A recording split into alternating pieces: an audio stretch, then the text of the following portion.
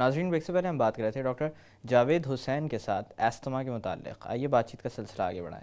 Doctor साहब, जैसे कि एस्थमा के इलाज के मुतालिक हम लोग गुफ्तगू कर रहे थे, मैं आपसे ये जानना चाहूँगा कि क्योंकि ये हमारे यहाँ का बहुत बड़ा अलमिया है कि बच्चा बार बार अपनी सांस की तकालीफ़ का इलाज करवाने के लिए डॉक्टर के पास जा रहा होता है।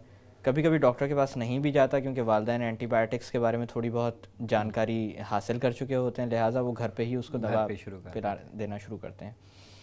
ऐसे वालिदैन जिनके यहाँ फैमिली हिस्ट्री मौजूद हो या भाई बहन में से किसी को एस्थमा पहले डायग्नोज हो चुका हो, क्या ऐसे बच्चों में एस्थमा को मद्देनज़र रखना चाहिए?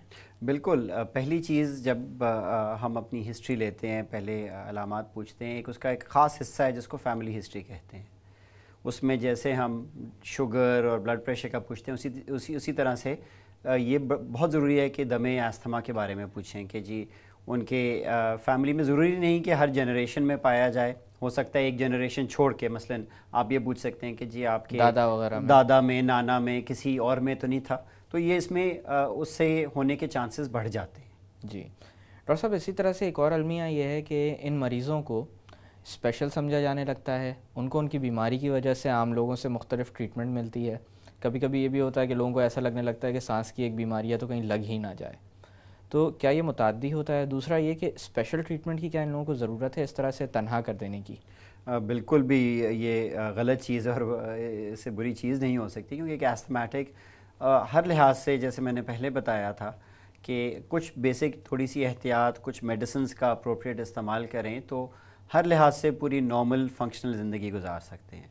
और उनमें कोई ऐसी चीज़ नहीं है कि उनको किसी भी चीज़ से मना किया जाए, क्योंकि वो तकरीबन ऑब्वियसली इन्वायरमेंट में कुछ ऐसी चीज़ें हैं, मसलन सिगरेट का धुआं, पोल्यूशन वगैरह को अवॉइड करें, मगर उसके अलावा बिल्कुल नॉर्मल लाइफस्टाइल उनका होना चाहिए। उनको रेगुलर एक्सरसाइज करनी चाहिए, नॉर्मल प्रोफेशंस में जाएंगे, वो हर लिहाज से उनको नॉर्मल ज़िंदगी होनी चाहिए। और दूसरी ये चीज़ कि बहुत से हमारे पेशेंट्स आते हैं कि जी वो समझते हैं कि जी एक से दूसरे में तो नहीं लग जाएगी, तो इसमें कोई ऐसी चीज़ नहीं है कि कंटेजस हो कि एक से दूसरे में लगे जी। तो इसमें ऐसी कोई इन्फेक्शन नहीं है कि एक से दूसरे में ट्रांसफ़र हो सके। डॉक्टर साहब, इसी तरह से अगर हम बात करें प्रिवेंशन के हवाले से, तो हमने मुख्तलिफ ट्रिगर फैक्टर्स का तज़किरा किया था। डस्ट माइट्स की बात की गई थी, जानवरों की जो पालतू होते हैं उनकी बात की गई थी।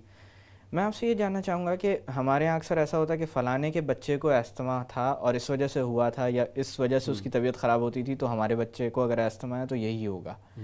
क्या हर मरीज़ के मुख्तलिफ ट्रिगर फैक्टर्स होते हैं? बिल्कुल। हर पेशेंट के अपने सेट ऑफ ट्रिगर फैक्टर्स हैं जिसके लिए अंदाज़ा हो जाता है कि जी अगर वो डस्टी इन्वायरमेंट में जाएगा तो छींकें आना शुरू हो जाएंगी, सांस ख़राब होगा, तो वो इन इन्वायरमेंट को अवॉइड करे।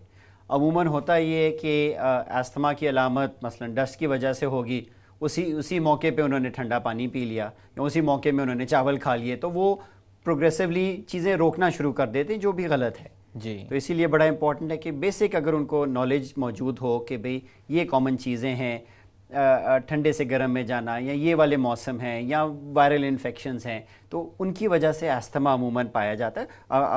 उसके ट्रिगर्स होते हैं ना ये कि जी आपकी डाइटरी वजूहात की वजह से, स्मोकिंग को अवॉइड करें, सेकंड हैंड पैसिव स्मोकिंग को अवॉइड करें, तो उनकी बिल्कुल नॉर्मल लाइफस्टाइल गुजार सकते। इसी तरह से लाइफस्टाइल मॉडिफिकेशन की भी बात की जाती है एस्थमा के इलाज के अंदर। ख़ासकर घर में जब बच्चों में किसी में इस तरह का मर्ज़ आ जाए सामने, तो वालिदैन काफ़ी गौर करने लगते हैं कि किस तरह से घर को तब्दील किया जाए ताकि बच्चे पर बेहतर असरात मुरतब हों। बिल्कुल।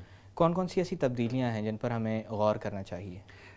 देखें, जो उसमें कुछ चीज़ें हमने बात की थी कि जी डस्ट माइट एक बहुत घरों के अंदर जो पाया जाता है, तो प्रॉपर घरों की सफाई की जाए। हम उमूमन कहते हैं कि जी कारपेट्स जो कालीन घर के अंदर मौजूद होते हैं वो मिनिमल होने चाहिए। ज़्यादा से ज़्यादा छोटे छोटे जो रग्स हैं वो एक्सेप्टेबल हैं, मगर वॉल टू वॉल कारपेटिंग जो बेडरूम्स में अमूमन लगाई जाती है उसको स्ट्रांगली डिस्करेज किया जाता है। इसके अलावा हेवी कर्टन्स के जो बड़े वाले पर्दे होते हैं वो भी हम डिस्करेज करते हैं। उससे बेहतर है कि जी जो ब्लाइंड्स हैं जो आप गीले कपड़े से साफ़ कर सकते हो कि उसमें से डस्ट निकल जाए, और खुली फ़ज़ा कि जी रोज़ाना सफाई हो, अच्छी धूप अंदर आए, खिड़कियाँ खुलें, तो उससे डस्ट माइट्स और हवा आती है और डस्ट माइट्स उससे ख़त्म हो जाते हैं।